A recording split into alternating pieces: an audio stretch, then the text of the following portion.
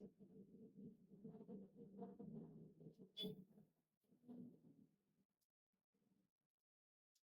दोस्तों, आप सबका हमारे ज्ञान बेन चैनल में बहुत बहुत स्वागत है। आज हम मूल राशि और उससे संबंधित प्रश्नों का अध्ययन करेंगे कि मूल राशि क्या है और मूल राशि से क्या मूल राशियों से आपका व्युत्पन्न राशि कैसे बनाई जा सकती है। तो दोस्तों, सबसे पहले बात करते हैं मूल राशि क्या है। ओके, मूल राशि, ठीक है। अगर कोई पूछता है मूल राशि या फंडामेंटल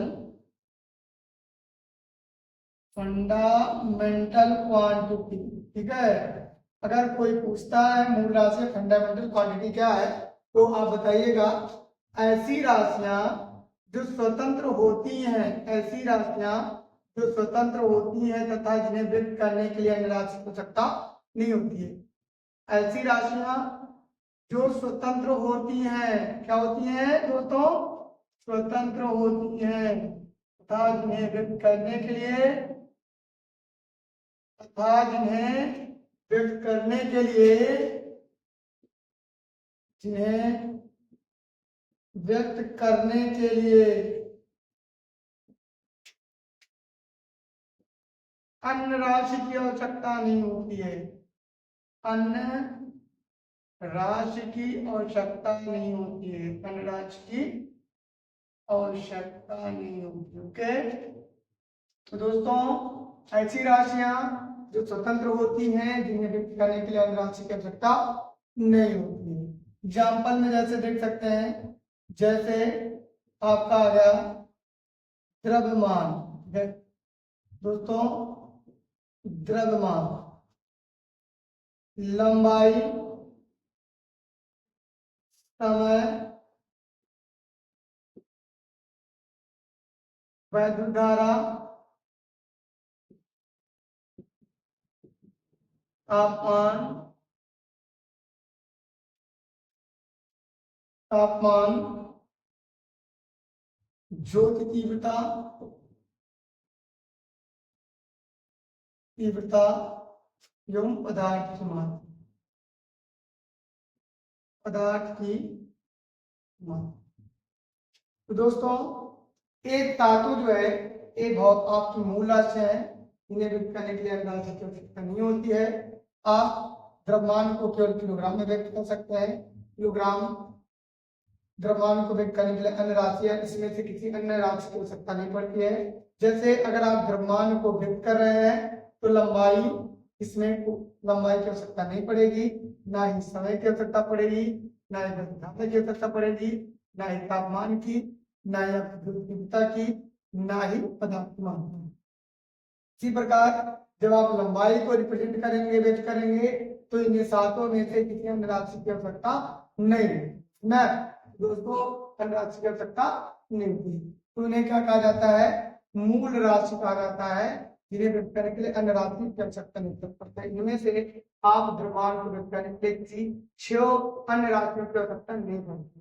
ठीक है दोस्तों, इसी प्रकार एक राशि होती है पूरक राशि। क्या ध्यान रखिएगा, पूरक राशि। कौन सी राशि ना? पूरक राशि। तो ऐसी राशि जो एक दूसरे के बिना व्यक्त नहीं हो सकती, उन्हें क्या कह सकते हैं? पूरक राशि कहते हैं। जैसे आपका घनकोण, सुनारा पूरक राशियों के अंतर्गत दो ही को आप कहते हैं घनकोण, और एक आता है आपका कोण ना। और दोस्तों, जो घनकोण इसका मात्रक होता है स्टेरेडियन, और इसका मात्रक होता है आपका रेडियन। दोस्तों, ये जो स्टेरेडियन और रेडियन है, इनके पूरक मात्रक हैं, पूरक राशि है, इसलिए इनका पूरक मात्रक कहते हैं। कौन सा मात्रक कहते हैं? पूरक मात्रक कहते हैं। अब प्रश्न है कि जो आपकी 7 राशि है, इनके मात्रक क्या है या मूल मात्रक क्या है? प्रश्न ये भी बन सकता है। तो प्रश्न में मूल मात्रक क्या है? सिंपल सी बात है, अगर मूल मात्रक जानना है, फंडामेंटल यूनिट जानना है, फंडामेंटल यूनिट, दोस्तों तो फंडामेंटल यूनिट है, तो बोलेंगे मूल राशियों की मात्रक को, मूल राशियों के मात्रक को क्या कहेंगे दोस्तों? मूल राशियों के मात्रक को आप मूल मात्रक कहेंगे। क्या कहेंगे? मूल मात्रक कहेंगे। ठीक है, तो मूल राशियों की मात्रा को ही मूल मात्रक कहेंगे दोस्तों। जितनी मूल राशियां होती हैं उतनी ही आपके मूल मात्रक होते हैं। यहाँ पर हम देख लेते हैं मूल राशियां और एक मूल मान। ठीक है दोस्तों, तो मूल राशियां और मूल मान। दोस्तों अगर हम देखते हैं द्रव्यमान, क्या देखते हैं द्रव्यमान, तो इसमें करते हैं किलोग्राम। दोस्तों लंबाई, लंबाई से व्यक्त करते हैं आप मीटर। दोस्तों तीसरा आता है समय। समय का मात्रक दोस्तों क्या होता है सेकेंड। समय को सेकंड में ही व्यक्त कर सकते हैं, ना कि मीटर और किलोग्राम में। इसी प्रकार वैद्युत धारा हो गया, वैद्युत धारा हो गया, वैद्युत धारा का मात्रक होता है दोस्तों एम्पीयर। और इसके अतिरिक्त आपका होता है तापमान। तापमान दोस्तों इसका मात्रक होता है कैलोरी। क्या दोस्तों मात्रक होता है कैलोरी, ठीक ना। और इसके अतिरिक्त ज्योति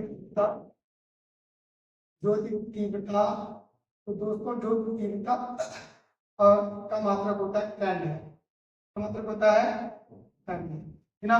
तो दोस्तों अगला होता है पदार्थ की मात्रा। पदार्थ की मात्रा, तो इसका मात्रक होता है मोल। तो दोस्तों एक 7 राशियां हैं, ये मूल राशियां हैं, इन्हें व्यक्त करने के लिए राशि की आवश्यकता नहीं पड़ती। इसके अतिरिक्त आपको हमने कॉम्प्लीमेंट्री क्वांटिटी भी बता दिया, कॉम्प्लीमेंट्री क्वांटिटी भी बता दिया। तो दोस्तों इसे एक बार आप नोट करिए, ठीक है ना। फिर आगे हम बढ़ते हैं।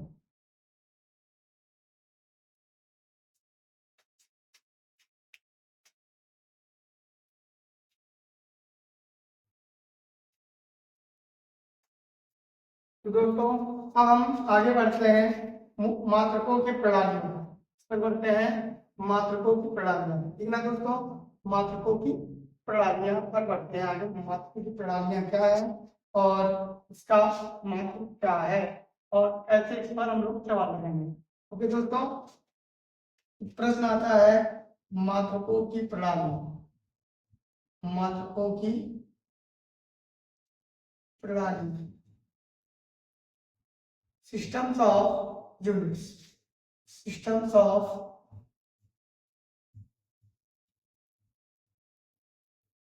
यूनिट। अगर देखें दोस्तों तो मात्रकों की मुख्यतः 3 प्रणालियां होती हैं, मुख्यतः 3 प्रणालियां होती हैं। पहला होता है दोस्तों सीजीएस प्रणाली, सीजीएस प्रणाली। दूसरा होता है दोस्तों एफपीएस प्रणाली, एफपीएस प्रणाली। और तीसरा होता है दोस्तों एमकेएस प्रणाली, ठीक है। तो दोस्तों ये 3 प्रणालियां हैं। और सबसे पहले बात कर लेते हैं सीजीएस का मतलब क्या होता है। यहाँ सीजीएस, सी का मतलब होता है सेंटीमीटर दोस्तों, सेंटीमीटर, ठीक है। जी का मतलब होता है ग्राम दोस्तों, और यस का मतलब होता है सेकेंड दोस्तों। तो ऐसा बोलेंगे मात्रकों की ऐसी प्रणालियां जिसमें आप लेंथ को किसमें मापते हैं दोस्तों, लेंथ को आप सेंटीमीटर मापेंगे। इसमें आप मास को का द्रव्यमान को किसमें मापेंगे दोस्तों, तो आप ग्राम में मापेंगे। और टाइम को किसमें मापेंगे दोस्तों, इसमें टाइम को सेकंड में मापेंगे। अर्थात लंबाई को आप सेंटीमीटर में मापेंगे इसमें, और द्रव्यमान को आप ग्राम में मापेंगे दोस्तों, और समय को इसमें आप सेकंड में मापेंगे दोस्तों। इसी प्रकार आपका आता है एफपीएस पद्धति या एफपीएस आपका प्रणाली। तो एफ का मतलब होता है फुट, क्या होता है फुट। और दूसरा होता है पी का मतलब होता है पाउंड, और एस का मतलब होता है सेकंड, क्या होता है सेकंड। अर्थात इसमें आप लंबाई को दोस्तों फुट में मापेंगे फुट में, और द्रव्यमान को पाउंड में मापेंगे दोस्तों पाउंड में। तीसरा है जो आपका समय है, समय को सेकंड में ही मापेंगे दोस्तों। एक आपका एफपीएस पद्धति हो गया। एमकेएस पद्धति दोस्तों, एमकेएस पद्धति का एमकेएस में अगर देखेंगे दोस्तों तो यहाँ पर आपके एम का मतलब होता है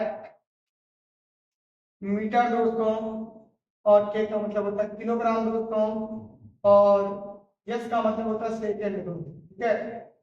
अगर आप ध्यान देंगे दोस्तों, ये जो मीटर है, मीटर मतलब लंबाई, अर्थात लंबाई किसमें मापा जा रहा है, मीटर में, और द्रव्यमान को किसमें मापा जा रहा है, किलोग्राम में, और समय किसमें मापा जा रहा है, सेकंड में। तो नया, अगर आपको एक चीज समझ में आ गया हो तो आगे बढ़ते हैं। तो एक प्रणाली और होती है जिसे सन 1971 के करीब आसपास अंतरराष्ट्रीय प्रणाली भी कहा जाता है। एक प्रणाली और आती है जिसे अंतरराष्ट्रीय प्रणाली या अंतरराष्ट्रीय प्रणाली अंतरराष्ट्रीय प्रणाली भी कहा जाता है, क्योंकि यह अंतरराष्ट्रीय संस्था द्वारा क्या की गई है, चयनित की गई 1971 में मापतौल ब्यूरो अंतरराष्ट्रीय संस्था द्वारा से निर्धारित किया गया था। कब किया गया था दोस्तों, 1971 में। यह एमकेएस पद्धति का ही है, इसे ही हम लोग यसाई पद्धति भी कहते हैं। क्या कहते हैं दोस्तों, यसाई पद्धति भी कहते हैं। कौन सा पद्धति कहते हैं दोस्तों, यसाई पद्धति कहते हैं। मैं दोस्तों मेरी इतना समझ में आया हो तो आगे बढ़ते हैं। बस आज के लिए इतना ही। धन्यवाद दोस्तों। अगर आपको वीडियो अच्छा लगा हो शेयर लाइक जरूर करें। जय हिंद।